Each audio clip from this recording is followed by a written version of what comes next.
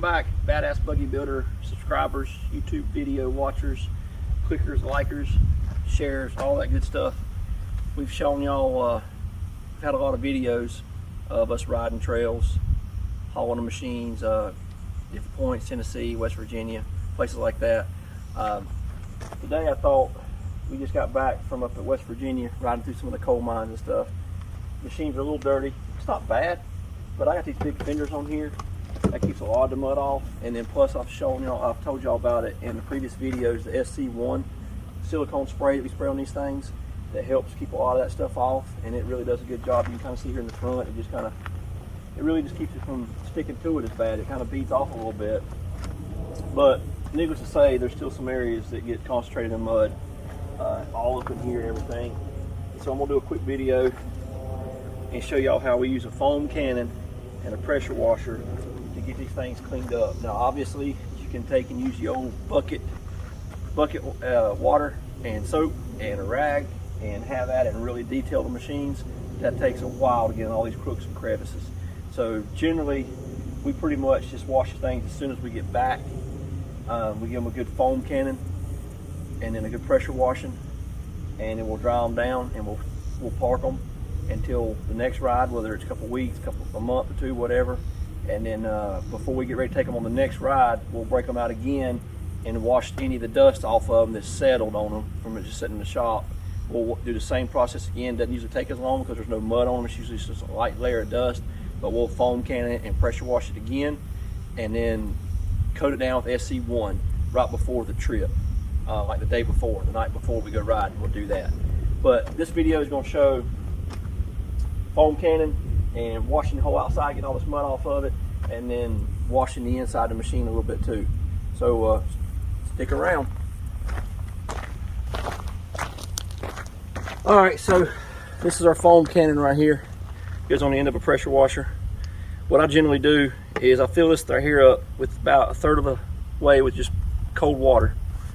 Then I get this snow foam stuff. This is excellent stuff. We've used all kinds of other products, car wash, other kinds of foam cannon stuff, but this snow foam from Muck Off seems to work the best. I mean, it's when you get done with the machine, it looks like you hand washed it because there's no film left on it. There's no dust film or dirt film or anything like that left on it. I mean, it takes it back down to the bare plastic shine. So I mean, this works really well. But like I said, I used to fill it about a third of the way, so I'm not using so much of this, and then I'll fill it the rest of the way with the pink snow foam. You can buy this stuff off of Amazon. I think it's about 50-60 bucks for the big gallon jug. I think you can find them at your local ATV supplier, and the little, I believe they're in the quarts, but they're about 20 bucks, I think, 30 bucks for a quart. So you can get a lot cheaper off of Amazon buying it by the gallon jug. Anyway, I'm gonna fill this up.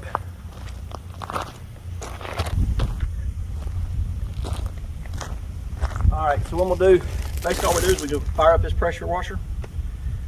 Foam cannon's hooked to the pressure washer. I spray it on dry. That way it can soak into the mud. I found that works better than trying to wet it first and then spray the foam cannon. The foam seems to work better when everything's dry on it.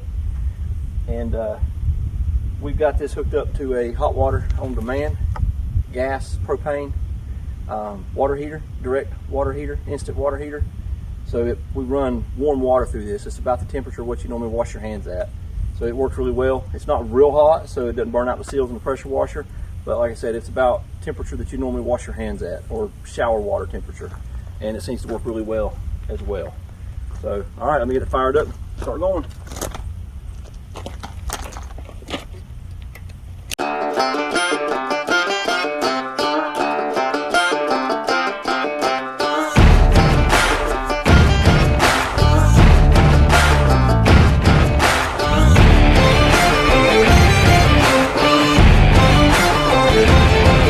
Let me tell you a little story about how I was raised. Everyday work, everyday pray. God, family, friends, yeah, everybody sins. A winner never quits and a quitter never wins. Help folks in need, don't fall for greed. A jealous man is weak, so think before you speak. Now you can see. Oh my God! Wow! I coated everything, liberally, however you say it. It's I I try to keep it off the inside, but there is going to be some on the inside. That's no big deal. I'll wash that down, but I don't use the pressure washer pressure in here. I usually just take the regular hose and kind of hose this down because it tells you not to pressure wash all these electronics inside.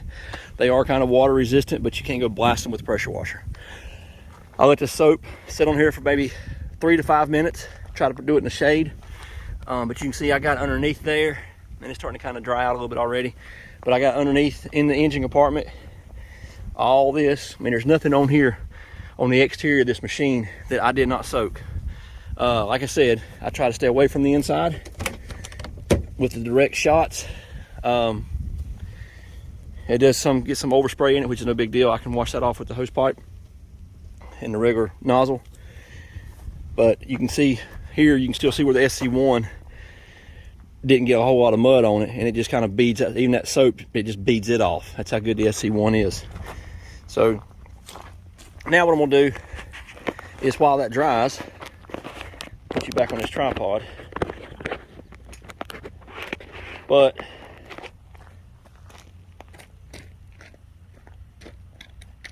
I'm gonna take this foam cannon. It recommends washing this thing out after every use. We didn't really know that was very important.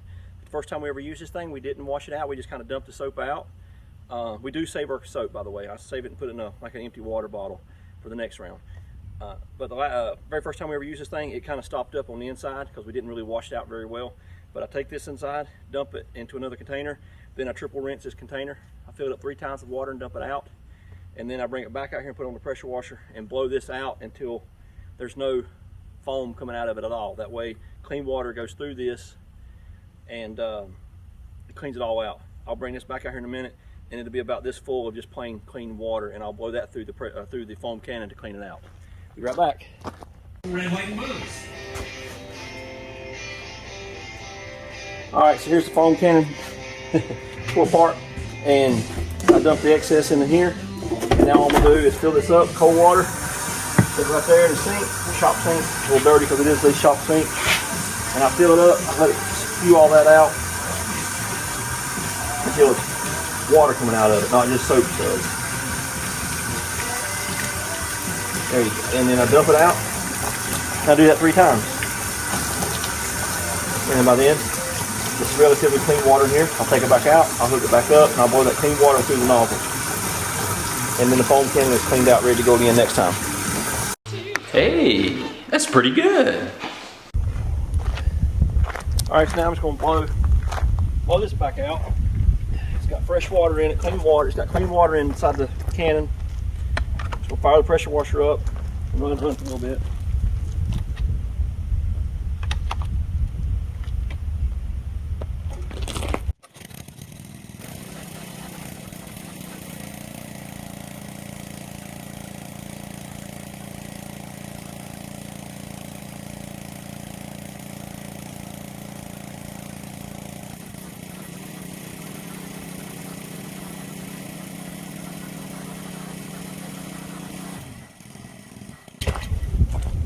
All right, so now the foam cannon's clean. This has kind of been sitting here, somewhat dried off a little bit. I'm gonna start pressure washing it now. I'm gonna start from the top, work my way down. But there's so much mud on these things sometimes, you got to really wash everything about 3 times. Because when you clean all this up off top, off the back, you spray here, it splatters up over there, and vice versa. So you really kind of got to go over the whole thing, wash it down really, really good one time, then kind of come back and just kind of do another rinse the second time, maybe even the third time. It takes several washings several rinses to get it all, the mud to splatter from point A to point B off of it. Otherwise you'll get done, take it back inside, and you'll have a film in some areas from where it splattered from one spot to the next. So, all right, let's wash her down.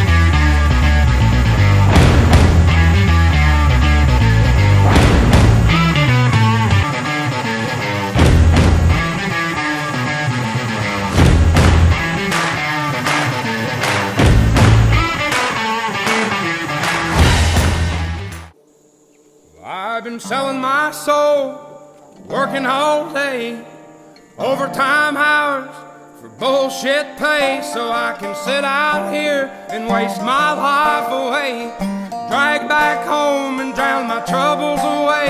It's a damn shame what the world's gotten to for people like me, people like you. Wish I could just wake up and it not be true, but it is. Oh, it is living in the new world with an whole soul. These rich men north of Richmond, Lord knows they all just wanna have total control. Wanna know what you think, wanna know what you do, and they don't think you know, but I know that you do, 'cause your dollar ain't shit and it's taxed to no. I tried the windshield off first in case there was any mud or anything left on the machine or film, grit. I don't get it onto the towel and then scratch the windshield by drying the windshield off after something else. So then I go to the plastic. And I just kind of dry the plastic down so it doesn't spot so bad. It doesn't take but a second. It's probably the easiest part of the washing job itself.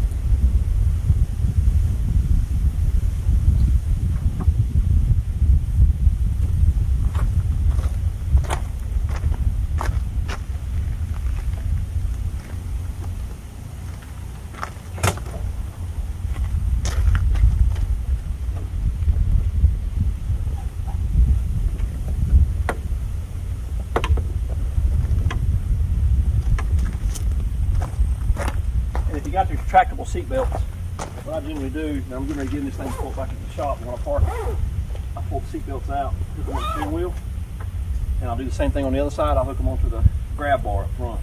That way this seat belt itself can dry out, the webbing can dry out, and it doesn't mold or mildew.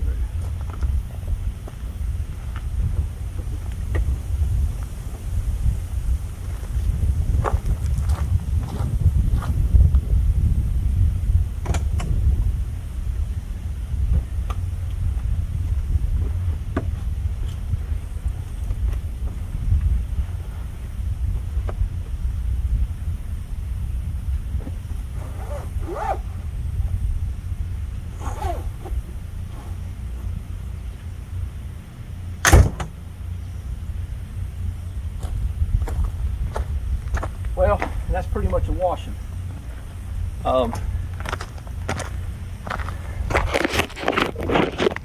It is not a detail, it is a washing. So you can see now, underneath there, how clean everything is. Pretty clean. Clean up the park in the shop. Clean enough to work on and not have mud everywhere. Shocks are clean. You know, all the moving components are clean. Tires and wheels are clean. And there will be a few little spots that are missed here and there.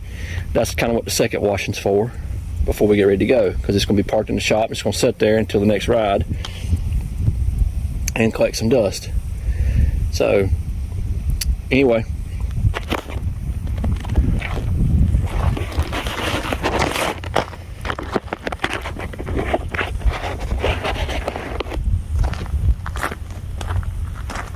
thank y'all for tuning in. Hit that like and subscribe button down at the bottom if you hadn't already. Please stop saying don't forget to like and subscribe. Sure, but how are we going to get followers on this? Check y'all support. We're up to around, I think around 1,600 subscribers, maybe more by the time y'all see this video. We appreciate all that you do. Hopefully one day we'll get more subscribers. But if you got any questions, comments, likes, whatever, hit us up. Let us know if you got any questions about what we use or what we do. There again, this is not a detail, this is just a wash. A detail takes several hours. This washing takes about an hour. Happy trails. I appreciate it. Thank you. Y'all have a good day.